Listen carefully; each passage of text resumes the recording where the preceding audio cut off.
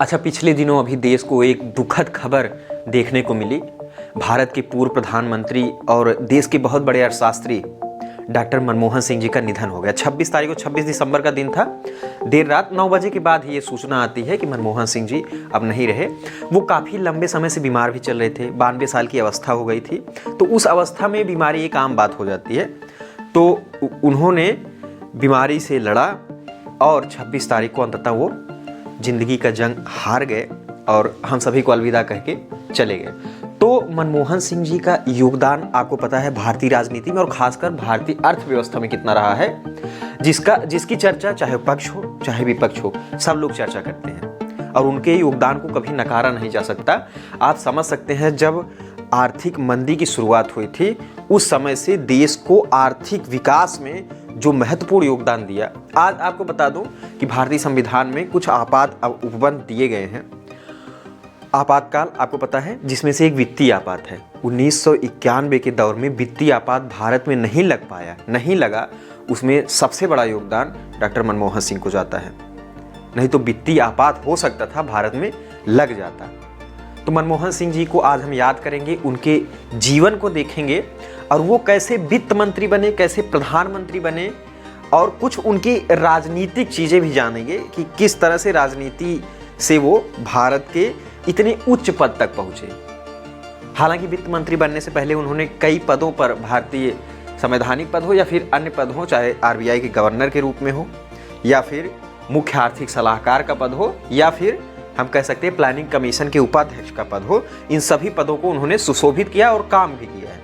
तो मनमोहन सिंह जी के बारे में हमें आज जानना चाहिए। तो अगर मनमोहन सिंह जी की बात करें तो इनका जन्म 26 सितंबर 1932 को हुआ था। इनका जन्म पंजाब प्रांत में हुआ था, ब्रिटिश इंडिया के पंजाब प्रांत में, जो अब पाकिस्तान के हिस्से में वो क्षेत्र चला गया है जहां इन्होंने जन्म लिया था। आपको पता है कि 1947 में देश आज़ाद हुआ था, लेकिन आज़ादी के साथ हमें विभाजन का एक बहुत गहरा दर्द भी सहना पड़ा और ख़ासकर विभाजन का दर्द सबसे ज़्यादा वो व्यक्ति सहे जो उन देशों में, चाहे वो भारत हो चाहे पाकिस्तान हो, एक जगह से दूसरे जगह जा रहे थे। आप जानते हैं, विभाजन में कुछ लोगों की इच्छा थी कि वो भारत में रहें, कुछ लोगों की इच्छा थी कि वो पाकिस्तान चले जाएं। अब जिनका क्षेत्र पाकिस्तान में पड़ गया लेकिन वो भारत का हिस्सा बनना चाहते हैं तो उन्हें भारत आना पड़ेगा, भारत में शरण लेनी पड़ेगी। लेकिन आप समझ सकते हैं कि आज आपको अपना घर छोड़ने को कह दिया जाए, एक छोटा सा घर या फिर एक छोटी सी जगह आप छोड़ने में संकोच करेंगे। उस समय जब विभाजन हुआ तो पूरी की पूरी संपत्ति छोड़कर एक जगह से दूसरे जगह जाना कितनी बड़ी बात थी। और लोग गए, उन्होंने दर्द सहा, विभाजन का दर्द आप पढ़ सकते हैं, समझ सकते हैं कि कितना रहा होगा। तो उसमें कई परिवार एक जगह से दूसरे जगह, एक देश से दूसरे देश गए। उन परिवारों में से एक परिवार डॉक्टर मनमोहन सिंह जी का भी था। मनमोहन सिंह का परिवार जो है वो पाकिस्तान के पंजाब प्रांत से हिंदुस्तान के पंजाब प्रांत में चले आए और सबसे पहले वो कुछ दिन हल्द्वानी में उनका परिवार रहा, उसके बाद अमृतसर में ये रहने लगे।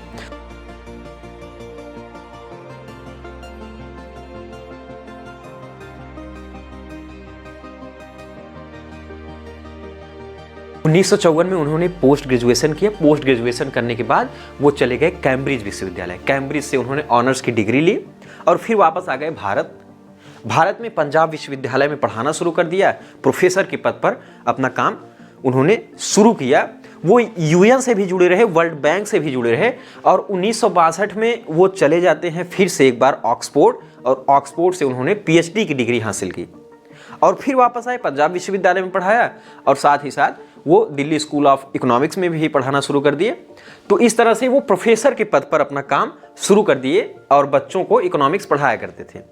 अब इनकी धीरे धीरे एंट्री होती है भारतीय प्रशासनिक सेवाओं में। हम आगे की चर्चा जरूर करेंगे मनमोहन सिंह जी के बारे में। उससे पहले मैं उन सभी साथियों से विशेष निवेदन करना चाहूँगा जो पहली बार चैनल पर हैं, आप चैनल सब्सक्राइब जरूर कर लीजिए साथियों, ताकि आपको हर वीडियो आसानी से प्राप्त हो सके और बेल आइकन को प्रेस कर लेंगे तो नोटिफिकेशन भी आ जाएगा अगर कोई वीडियो पड़ेगा। तो मैं उम्मीद कर लेता हूँ कि आपने चैनल सब्सक्राइब जरूर कर लिया होगा। साइड में एक बटन होगा सब्सक्राइब करके, उस पर आप क्लिक कर लेंगे तो चैनल सब्सक्राइब हो जाएगा। अब हम आगे बात करते हैं डॉक्टर मनमोहन सिंह जी के आगे की जो भविष्य है उनका, जो उन्होंने भारत में योगदान दिया। चाहे वो वित्त मंत्री के पद पर हो या प्रधानमंत्री के पद पर, उसके बारे में हम चर्चा कर लेते हैं। मनमोहन सिंह की माता जी का देहांत बचपन में ही हो गया था उनके, तो उनका पूरा पालन पोषण उनकी दादी जी किया करती थी। मनमोहन सिंह का मुख्य आर्थिक सलाहकार के रूप में भारतीय प्रशासनिक सेवा में एंट्री होती है। जब इंदिरा गांधी की सरकार थी तो 1972 से लेकर 76 तक वो मुख्य आर्थिक सलाहकार के रूप में अपनी सेवा दिए और आगे चलकर 1982 से लेकर 85 तक वो आरबीआई के गवर्नर रहे। भारत का कोई ऐसा प्रधानमंत्री जो आरबीआई का गवर्नर भी रहा हो तो वो मनमोहन सिंह थे। आप देखेंगे कि कई नोटों पर मनमोहन सिंह के हस्ताक्षर भी आपको देखने को मिलेंगे। क्यों? क्योंकि वो आरबीआई के गवर्नर रहे हैं। तो नोटों पर किसका हस्ताक्षर रहता है? आरबीआई के गवर्नर का। आपने अक्सर देखा होगा, तो मनमोहन सिंह का हस्ताक्षर आप नोटों पर देख सकते हैं। फिर आगे चलकर 1985 से 87 तक जो आप देखते हैं ना, नीति आयोग इस समय है, जिसका नाम मोदी जी ने चेंज कर दिया। वो पहले प्लानिंग कमीशन यानी योजना आयोग हुआ करता था, तो उसके उपाध्यक्ष के रूप में भी काम किया। और जब चंद्रशेखर 1990 में प्रधानमंत्री थे, तब एक बार फिर से मनमोहन सिंह आर्थिक सलाहकार के रूप में नियुक्त हुए थे। लेकिन 1991 में क्या हुआ? कांग्रेस पार्टी की सत्ता फिर से आई और सत्ता में एक व्यक्ति एक्सीडेंटल प्राइम मिनिस्टर के रूप में वो भी थे। आपको मैं बता दूं, भारत में प्रधानमंत्री जो होते हैं या मुख्यमंत्री होते हैं, जनता को पता भी नहीं रहता कि हमारा नेता कौन होने वाला है, देश किसके हाथों में जा रहा है। हम वोट दे देते हैं पार्टी के नाम पर, लेकिन प्रधानमंत्री या मुख्यमंत्री कौन बनेगा ये जनता को कभी कभी तो पता भी नहीं रहता। अचानक से कोई कैंडिडेट उठता है, वो उसी को पार्टी बना देती है उस महत्वपूर्ण पद पर। जबकि कई देशों में ऐसा नहीं होता। जैसे अमेरिका में है, तो अमेरिका में आप देखेंगे कि जो पार्टी में राष्ट्रपति के उम्मीदवार होंगे उनका नाम पहले से घोषित किया जाता है और उन दोनों उम्मीदवारों के बीच डिबेट भी देखने को आपको मिलेगा। लेकिन भारत में ऐसा नहीं होता। अभी हाल फिलहाल में आपने देखा होगा या बहुत बार आपने देखा होगा, चाहे वो किसी राज्य का मुख्यमंत्री हो। जैसे हम उदाहरण के तौर पर देख लें, अभी हाल ही में मध्य प्रदेश का चुनाव हुआ, तो मध्य प्रदेश के चुनाव में मुख्यमंत्री कौन होगा? मोहन यादव जी हुए, लेकिन इनके नाम की कोई चर्चा नहीं थी।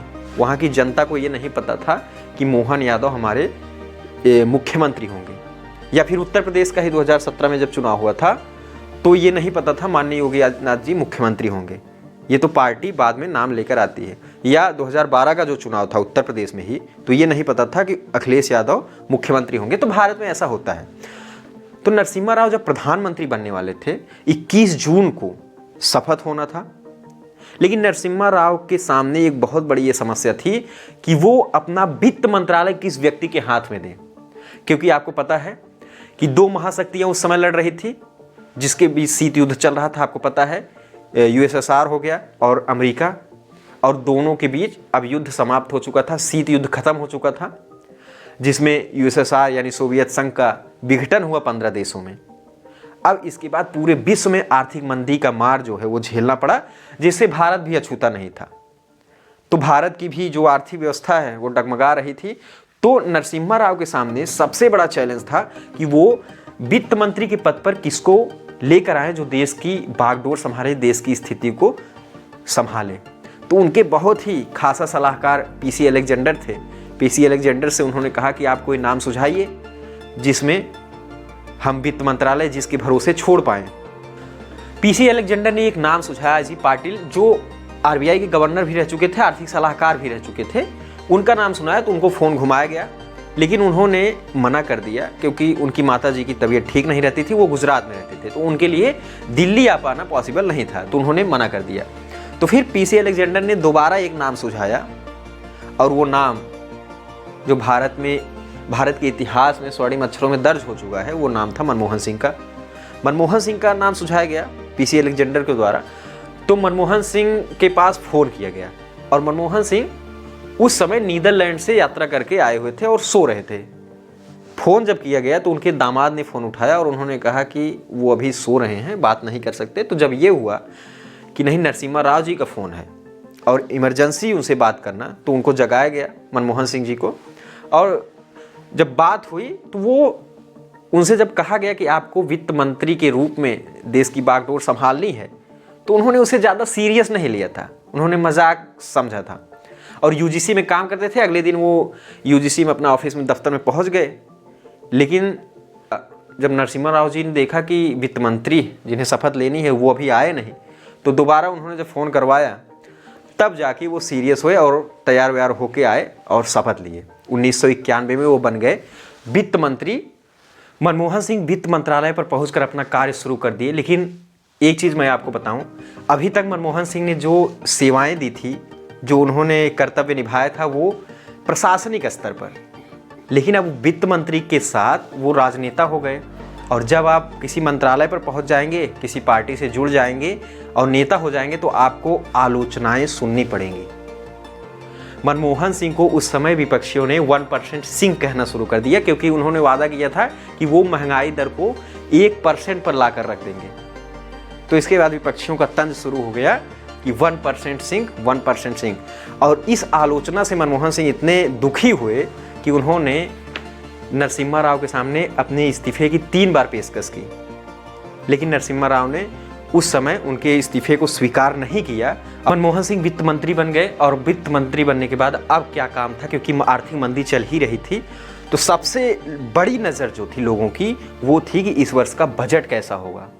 सबसे बड़ी बात थी कि विदेशी मुद्रा भंडार को बढ़ाना, क्योंकि उस समय सिर्फ 2,500 करोड़ रुपए ही रह गए थे भारतीय विदेशी मुद्रा भंडार में, और वो पैसा सिर्फ और सिर्फ भारत को 15 दिन तक ही चला सकता था। उसके बाद भारत में वित्तीय आपात लगाने की ज़रूरत पड़ जाती। लेकिन पहली बार क्या हुआ, जब मनमोहन सिंह बजट का प्रारूप नरसिम्हा राव के पास ले गए, तो नरसिम्हा राव ने उसे सिरे से खारिज कर दिया। कहा कि ऐसा ही अगर बजट पेश करना था तो मैंने आपको वित्त मंत्री क्यों बनाया। तो फिर मनमोहन सिंह जी गए और उन्होंने दोबारा एक मसौदा तैयार किया। उस मसौदे के माध्यम से भारत आज आर्थिक रूप से गतिशील है, और उस समय से पूरा भारतीय अर्थव्यवस्था चेंज हो गया। उसमें हमने भारत के बाजार को विदेशियों के लिए खोल दिया, विदेशी कंपनियों के निवेश के लिए खोल दिया। भारत में विदेशी कंपनियां अब आकर व्यापार कर सकती थी। भारत के शेयर मार्केट में विदेशी निवेशक आ सकते थे, और भारत के आयात में उसमें जो शुल्क थे उसको कम किया गया, ताकि भारत के ग्राहक को, जो भारत की जनता है, उसे और तरह से खरीदारी करने में आसानी हो, वो अपने खरीदारी का विकल्प ढूंढ पाए। और साथ ही साथ क्या हुआ, भारत के बाजार में कंपटीशन बढ़ गया। भारत के विदेशी मुद्रा भंडार की फ्लो को आगे बढ़ाने के लिए भारत में जो सोना था उसे बैंक ऑफ इंग्लैंड में गिरवी रखा गया, उसके बदले और कई संस्थानों में भी रखा गया था, उसके बदले मुद्राएं ले गई, और धीरे धीरे भारत की जो विदेशी मुद्रा भंडार है उसे आगे बढ़ाया गया। और तब से भारत का बाजार जो है वो विदेशी निवेशकों के लिए भी खुल गया, और हमने एक नई अर्थव्यवस्था अपनाई। इससे पहले नेहरूवादी अर्थव्यवस्था थी, लेकिन आर्थिक मंदी के बाद ये नई अर्थव्यवस्था का योगदान वित्त मंत्री डॉक्टर मनमोहन सिंह जी का था। डॉक्टर मनमोहन सिंह की बेटी जिक्र करती हैं कि बात यहाँ तक थी कि नरसिम्हा राव जी ने कहा था कि ये जो बजट पेश कर रहे हो अगर सक्सेसफुल हुआ तो हम दोनों का नाम होगा, लेकिन अगर ये विफल रहा तो इसमें पूरी की पूरी जिम्मेदारी आपकी होगी। तो मनमोहन सिंह जी ने खुद पर रिस्क लिया, यानी उनके प्रधानमंत्री भी सपोर्ट में नहीं हैं, लेकिन खुद पर रिस्क लिया, और ये परिवर्तन हमें देखने को मिला। उसके बाद वो प्रधानमंत्री के पद पर पहुंचे। प्रधानमंत्री की जो कहानी है उसको हम किसी दूसरे वीडियो में समझेंगे, बहुत लंबा सारा, उसमें थोड़ा सा राजनैतिक जो दांव पेच है उसको भी समझना पड़ेगा, कैसे वो प्रधानमंत्री के पद तक पहुंचे, तो वो सारा मैटर हमें समझना पड़ेगा।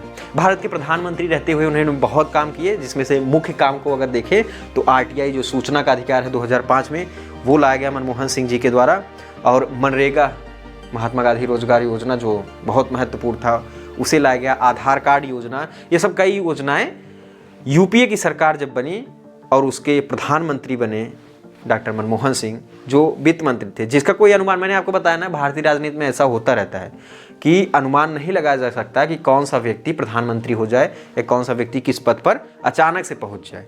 इसके पीछे हमें कई चीज़ों को समझना होगा। अब मनमोहन सिंह जी कैसे पहुंचे उसके लिए एक अलग वीडियो हम देखेंगे, ताकि पूरा का पूरा मामला समझ में आए। और मैं उन सभी साथियों से एक बार फिर निवेदन करूंगा कि जो पहली बार चैनल पर हैं, चैनल सब्सक्राइब ज़रूर कर लें, ताकि जो भी वीडियो पड़े उसे आप आसानी से प्राप्त कर सकें। तो मनमोहन सिंह जी जो एक अद्भुत व्यक्ति थे, उन्होंने 26 दिसंबर 2024 को इस देश को, इस विश्व को, इस धरती को अलविदा कह दिया है। उनका निधन हो चुका है। तो हमारी तरफ से और पूरे एसबीएस सिद्ध एजुकेशन की तरफ से डॉक्टर मनमोहन सिंह जी को भावभीनी श्रद्धांजलि।